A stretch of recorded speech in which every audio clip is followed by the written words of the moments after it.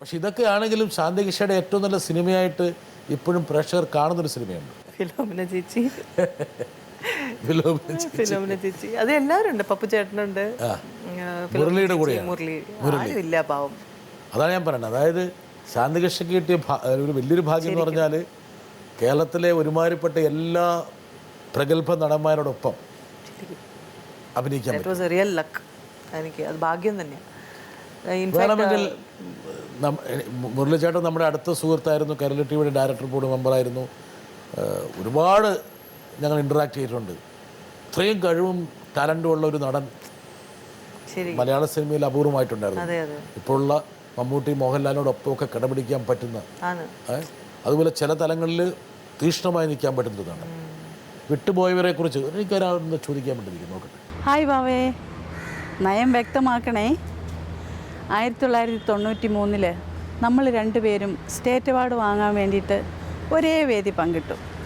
അന്ന് നമ്മളോടൊപ്പം ഉണ്ടായിരുന്ന പല പ്രമുഖ വ്യക്തികളും ഇന്ന് നമ്മോടൊപ്പം ഇല്ല. ഉദാഹരണത്തിന് ഭരതേട്ടൻ, വിദ്യാമ്മ, ജോൺസൺ മാഷ്, മുരളി, ഇവരെക്കുറിച്ചൊക്കെ എപ്പോഴെങ്കിലും ഓർമ്മിക്കാറുണ്ടോ? അതേപോലെ തന്നെ ചകവരത്തിലെ ശാരദാമണിയെയും സവിധത്തിലെ സുധാ തമ്പുരാട്ടിയെയും കുറിച്ചെങ്കിലും എപ്പോഴെങ്കിലും ഓർമ്മിക്കാറുണ്ടോ? അതിന് ഒരു ഉത്തരം തരണേ. അതിന് മറുപടി ഞാൻ തരാം. ഈ ഓർമ്മകളൊക്കെ ശാന്തികൃഷ്ണൻ എവിടെ പൂട്ടി വെച്ചിരിക്കുകയാണ്. പൂട്ടി വെക്കുന്നത് നമുക്ക് ഡെഫിനറ്റ് ആയിട്ട് ഈ പടങ്ങളൊക്കെ ഇല്ലല്ല, ഓർമ്മകൾ എനിക്ക് പുറത്തോട്ട് ഇങ്ങനെ എനിക്കിത് ഓർമ്മയുണ്ട് കേട്ടോ സവിതം എനിക്കറിയാം അങ്ങനെ പറഞ്ഞിട്ട് പറയത്തില്ലല്ലോ. നമ്മുടെ ഓർമ്മകൾ എന്ന് പറഞ്ഞാൽ മൈൻഡിൽ വെക്കുന്നതല്ലേ. അവാർഡ് മേടിച്ച് എനിക്ക് ഓർമ്മ ഈ ഡ്രസ്സ് ഇട്ടിട്ട് എനിക്ക് ഓർമ്മയുണ്ട്. ഈ സവിതം ഷൂട്ടിങ് അല്ല സവിതത്തിൻ്റെ അവാർഡ് മേടിക്കാൻ പോയപ്പോൾ ജൂറി അതിൽ ആരായിരുന്നു എനിക്ക് ഓർമ്മ വരുന്നില്ല ആരാന്ന്. ഈ ജംഗ്ഷനിൽ വന്നപ്പോൾ ഇങ്ങനെ ഓർമ്മകൾ ഇങ്ങനെ വരിക. ഇല്ലല്ല, ഇൻഫാക്ട് ഞാൻ ഈ ഇങ്ങനെ ഓർഡിനറി ലെഹങ്ക ചോലി പോലെ ഈ ഡ്രസ്സ് ഇട്ടിട്ട് അഭിനയിക്കാൻ മറ്റേ ഡ്രസ്സ് ഇട്ടിട്ട് ആ സ്റ്റേജിലോട്ട് അങ്ങ് പോകുമ്പോൾ അവരിങ്ങനെ നോക്കിയിട്ട് പറഞ്ഞ് you are the one who acted in സവിതം, ദാറ്റ് വാസ് യു എന്ന് വെച്ചു. ഞാൻ പറഞ്ഞല്ലോ അമേസിങ്. ബിക്കോസ് ഈ രൂപവും സവിധത്തിലുള്ള ആ ഒരു പ്രായമൊക്കെ ആയിട്ടുള്ള ഒരു രൂപവും കണ്ടപ്പോൾ അവർ നിങ്ങളാണോ ഇത് അഭിനയിച്ചത് ആ ക്യാരക്ടർ എന്ന് പറഞ്ഞിട്ട് അവർ അമേസിങ്. അയ്യോ അത് ആരാ പറഞ്ഞത് എനിക്ക് ഓർമ്മ വരുന്നില്ല. ജൂറിയിലായിരുന്നു എനിക്ക് പെട്ടെന്ന് ഓർമ്മ വരുന്നത്. എനിവേ ഈ ഡ്രസ്സും അവർക്ക് പെട്ടെന്ന് ഭയങ്കര ചേഞ്ച് ചെയ്തു. You are so young and you did that സവിധം അമേസിങ് എന്ന് പറഞ്ഞ ഒരു ഇത് ഓർമ്മയുണ്ട് എനിക്ക്. അതേപോലെ ചില്ല് അഭിനയിക്കുമ്പോഴും പണ്ട് പടമൊക്കെ വീട്ടിലുണ്ടോ? ഉണ്ട്. സവിധം നഷ്ടപ്പെടുത്തി കളഞ്ഞിട്ടില്ലല്ലോ. പിന്നെ ഇടയ്ക്കിടയ്ക്ക് ഇങ്ങനെ സിനിമ വെച്ചതുപോലെ ഇതും കളഞ്ഞിട്ടില്ല, അവിടെ ഉണ്ട്. സവിധം ഒക്കെ ഇപ്പൊ ഇന്നാൾ I think even showed it on TV. ഞാൻ കാണും അത് പടം. ചോദിച്ചൊരു ചോദ്യമുണ്ട്, ഇവരെയൊക്കെ ഓർമ്മയുണ്ടോ?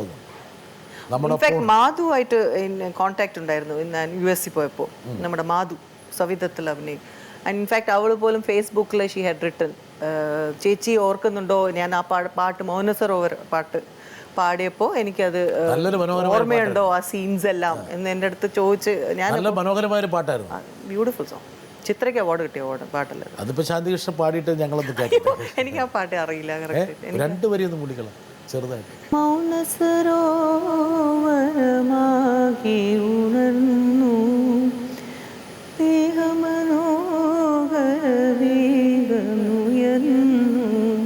കനകാകുലിയാ തമ്പുരു മീട്ടും സുരസുന്ദരിയാ യാമിനി പോലും പാടുകയാ മനുഗാനം മായാ മൗനസരോവരമാകി ഉണർന്നു സ്നേഹമനോഹരമേ ഉയർന്നു.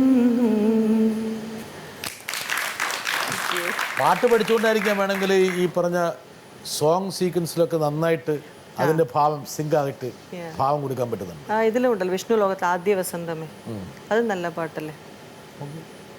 ഉടനെ പാടാൻ പറയാനാണോ? ഇതൊന്നും പിന്നെ ഞാൻ പറയാം വീണയും പാട്ടും കൂടെ കോമ്പിനേഷൻ വരുമ്പോ ഉള്ള കാര്യം പറയായിരുന്നു. അതിലും അങ്ങനെ തന്നെയാ, വീണ വായിക്കുന്നു ആ പാട്ട് പാടുന്നു. ആദ്യ വസന്തമേ ആദ്യ വസന്തമേ ഈ മൂക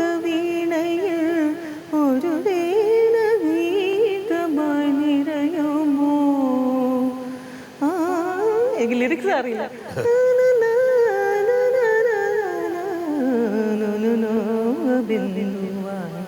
ഒഴിയുമോ ആദ്യ വസന്തമേ. നന്നായി പാടുന്നുണ്ട്.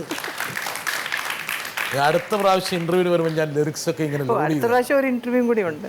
അതെ നമ്മൾ പറയാൻ ബാക്കി വെച്ച ഒരുപാട് കാര്യങ്ങളുണ്ട്. അത് കുറച്ചും കൂടി പക്വത വരുമ്പോൾ കുറേ കൂടി തമാശയോടെ പറയും. അപ്പൊ 10-20 വർഷം കഴിഞ്ഞ് ജീവിച്ചിരിപ്പുണ്ടെങ്കിൽ വരാവുന്ന. ഓക്കെ, 5 വർഷം അതാണ് ഞാൻ കൊടുത്തിരിക്കുന്ന സമയം.